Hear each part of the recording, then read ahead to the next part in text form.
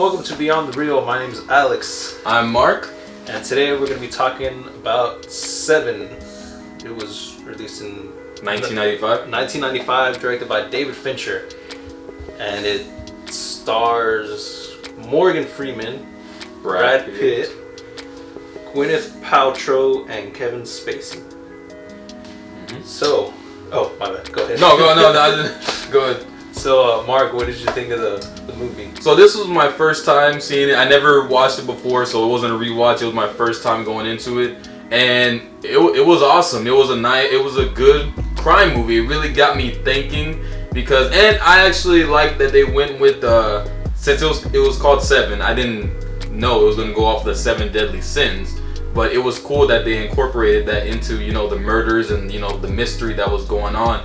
And we never, in this story, we never got to see the killer either. And it felt really, impactful for what he was doing. It felt like really big. I don't know if I'm saying that wrong. I don't know. Alright, so, yeah, I'm pretty much on the same boat. This was my first viewing of the film. And I did not know what to expect. I've heard about the movie, but that's really it. I really only knew it by name, and I was not prepared at all. Like, I found it to be pretty meta at times. So I guess that's a good thing. And before we get into spoilers, let me just say that it was really disturbing the way that they have you fill in the gaps with your own mind. Because you never actually see the killings, you only see the aftermath, and they have discussions about what possibly happened, but just them telling you what possibly happened and seeing the aftermath just really makes you tense up, and it's ugh. Yeah, just really thinking about all because those deaths were gruesome, all of them, and it really does make you think. But the characters, Brad Pitt played Mills. Yep. Morgan Freeman played Somerset, yeah. And they were basically the two main characters within the film. There was really no one else besides Brad Pitt, his wife, which was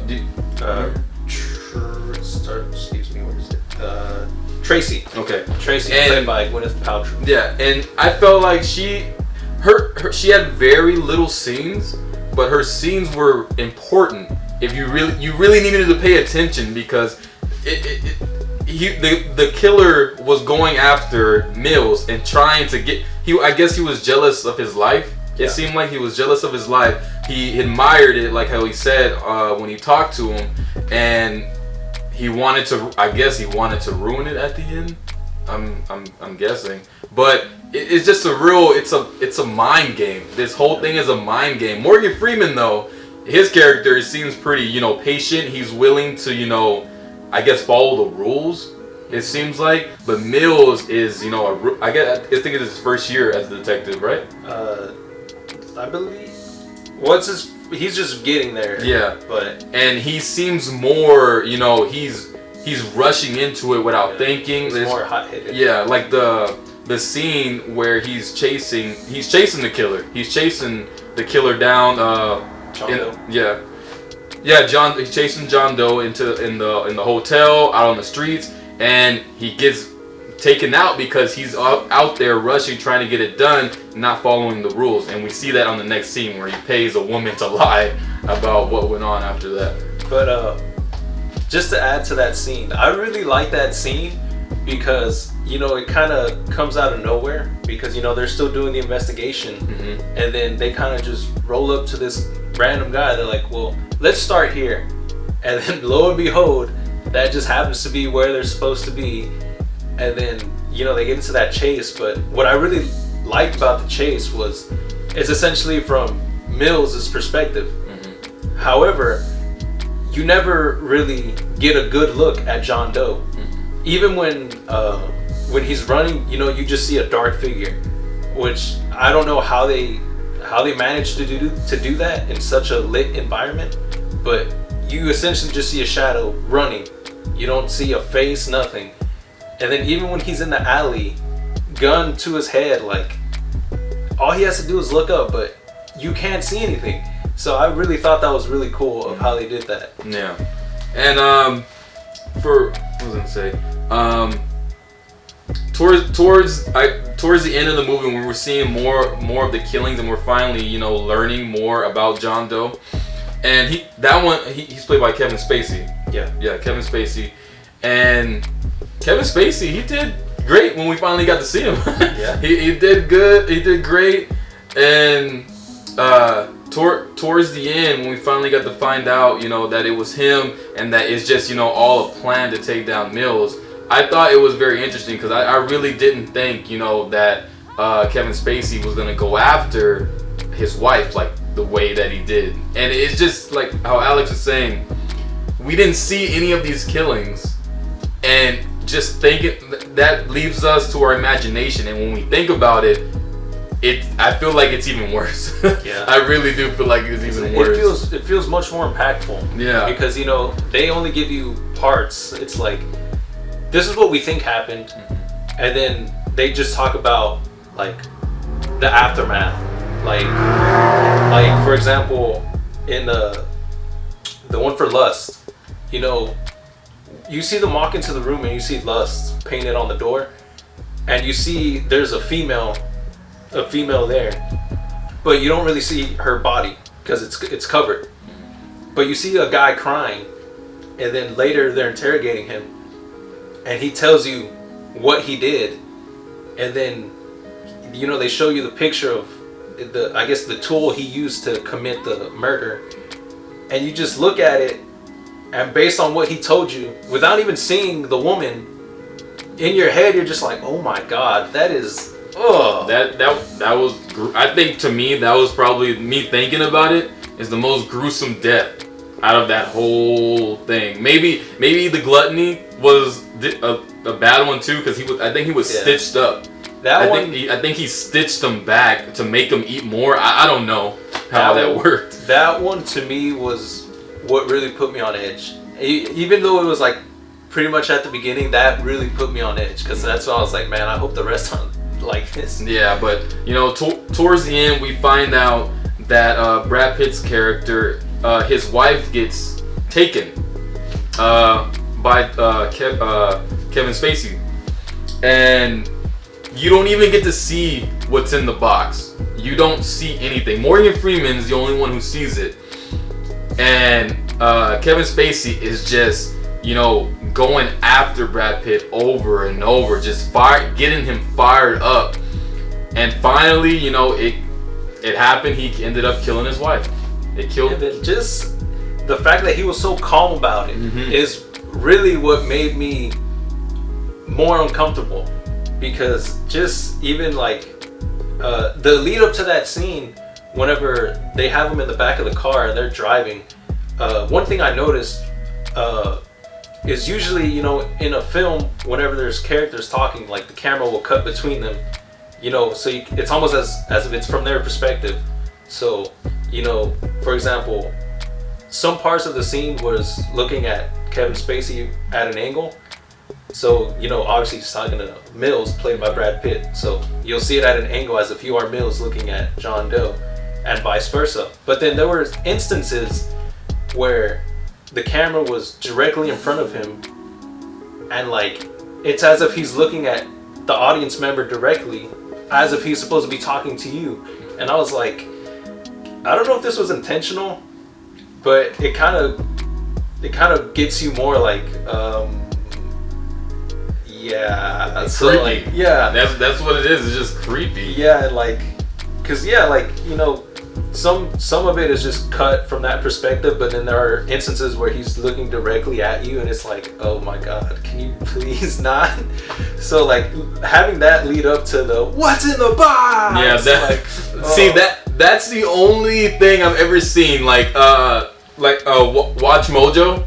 And other areas too. They show scenes like that, and that's the only scene I see of Brad Pitt just saying that. And I thought it was supposed to be something funny, but it's not supposed to. But the way he says it is, it's funny.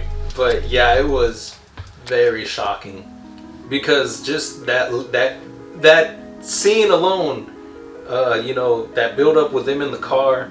They get to the place, and then Somerset is separated from Mills and John Doe, and then there's this car that's just driving, like hauling ass, and I was like, oh man, you know what's about to go down. Mm-hmm. But it's just, oh no, I had to deliver this package at 7, and it's like, what? And then Morgan Freeman's like, I'm gonna open it, and then the guy in the helicopter's like, no, we need bomb squad down there. But he opens it, and he's just like, and I was like, oh crap. Just the reaction, you know, just the reaction alone just tells you something went off, you know, something went bad. Yeah, I was like, oh my god. I was like, dude, I want to know what's in there. And then he starts running. He's like, he has the upper hand, and he runs over there. And I was like, oh. Yep. But I really did enjoy this film. I really did. I really don't watch a lot of crime. I think it's a crime thriller film, and I never really watched many of these. And this one, and you know, knowing Morgan Freeman and Brad Pitt are in it makes me even more comfortable to watch it, because they're awesome actors. They're A-list actors.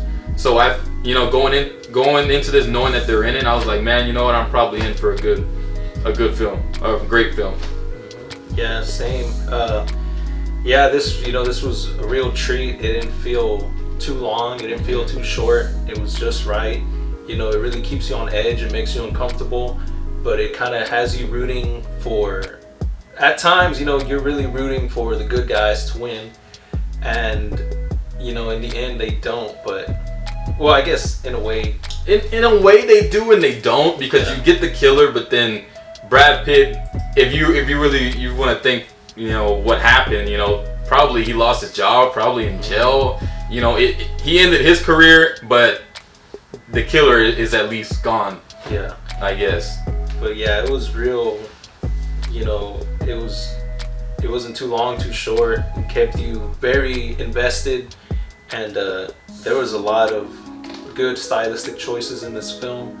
And I probably won't watch it again right now. I'll probably sit on it for a couple of years, but this for sure is a really good movie to watch. Who would you give your MVP award to? I mean, they're both good. Well, the thing is, I would want to give it to Brad Pitt, just because the range of emotion that he shows. But honestly, I'm gonna give it to Morgan Freeman, because I mean, he's just a veteran of the game, and then his character, I feel, is a little more important to the story. You know, he's more of a contrast to Brad Pitt's hotshot. You know, he's very well composed. Whenever you see him struggling with something, he still keeps his composure. So yeah, I will give it to Morgan Freeman's Somerset. Yeah, I think since you put it that way, I was gonna say Brad Pitt, but no, I would also go Morgan Freeman, because like he is the contrast to Brad Pitt, and he calms him down. It seems Morgan Freeman is very patient in this film. He's never rushing into the action. He tries to tell Mills that almost through the whole film, you know. And Morgan Freeman is just that, I guess, I feels like a moral compass. I don't know. He felt that way to me. So I probably would go with Morgan Freeman as well. Yeah. So anything else? No. Well, for me at least, I think that's about it. Yeah, I don't have anything else. All right. Well, that wraps up today's episode of Beyond the Reel. We hope you watch 7 if you choose to. But you know, just keep in mind that it is a little bit disturbing at times. But yeah, this is Beyond the Reel. I'm Alex. Mark. And hit that like button, share this video, subscribe, and we'll see you soon.